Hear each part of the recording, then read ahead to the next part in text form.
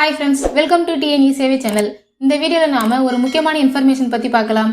அதாவது 12th முடிச்சிட்டு இப்போ காலேஜ் சேர போற ஸ்டூடண்ட்ஸ்க்கு என்னென்ன சர்டிபிகேட் அண்ட் டாக்குமெண்ட்ஸ் எல்லாம் கம்பல்சரி தேவைப்படும் என்பதை பத்தி இந்த வீடியோல பார்க்கலாம். மேலும் ஃபர்ஸ்ட் கிராஜுவேட் சர்டிபிகேட் மற்றும் OBC சர்டிபிகேட் போன்ற முக்கியமான டாக்குமெண்ட்ஸ் எல்லாம் எந்த மிஸ்டேக்கும் இல்லாம கரெக்ட்டா இருந்தா மட்டும்தான் உங்களுக்கான ரிசர்வேஷன் உங்களுக்கு கிடைக்கும்.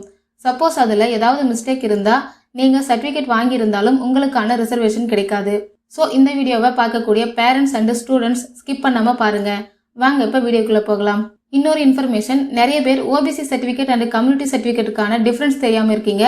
அதுக்கான வீடியோ ஆல்ரெடி நம்ம சேனலில் போட்டிருக்கோம். அதோட லிங்கை டிஸ்கிரிப்ஷனில் கொடுத்துருக்கேன். தேவைப்படுறவங்க செக் பண்ணி பார்த்துக்கோங்க. ஃபஸ்ட்டு தமிழ்நாடு காலேஜ் அட்மிஷனுக்கான பேசிக் டாக்குமெண்ட்ஸ் என்னென்னு பார்த்துடலாம். 10th mark sheet, 12th mark sheet, transfer certificate, conduct certificate, community certificate, Aadhaar card, passport size photo. இந்த டாக்குமெண்ட்ஸ் எல்லாம் கம்பல்சரி தேவை.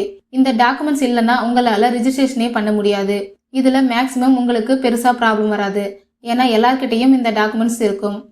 நெக்ஸ்ட்டு உங்களுக்கான ஸ்காலர்ஷிப் மற்றும் ரிசர்வேஷன் வாங்கி தரக்கூடிய முக்கியமான டாக்குமெண்ட்ஸ் பற்றி பார்க்கலாம்.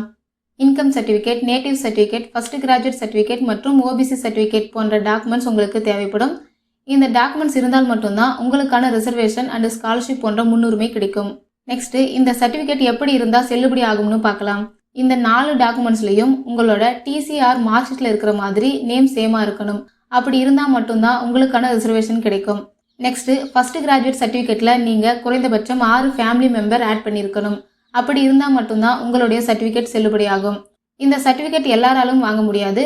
உங்கள் குடும்பத்தில் யாரும் இப்போ வரைக்கும் டிகிரி முடிக்கல அப்படின்னா மட்டும்தான் வாங்க முடியும். நெக்ஸ்ட் உங்ககிட்ட sports certificate, NCC or NSS certificate and disability certificate போன்ற டாக்குமெண்ட்ஸ் இருந்ததுன்னா அதையும் நீங்கள் ரிசர்வேஷனுக்காக பயன்படுத்திக்கலாம். அவ்வளோதான் ஃப்ரெண்ட்ஸ். இந்த மாதிரியான யூஸ்ஃபுல்லான வீடியோஸை நீங்கள் தொடர்ந்து பார்க்கணுன்னா நம்ம சேனலை சப்ஸ்கிரைப் பண்ணிக்கோங்க. பக்கத்தில் இருக்க பெல் பட்டனை கிளிக் பண்ணுங்கள், லைக் பண்ணுங்கள். Bye friends.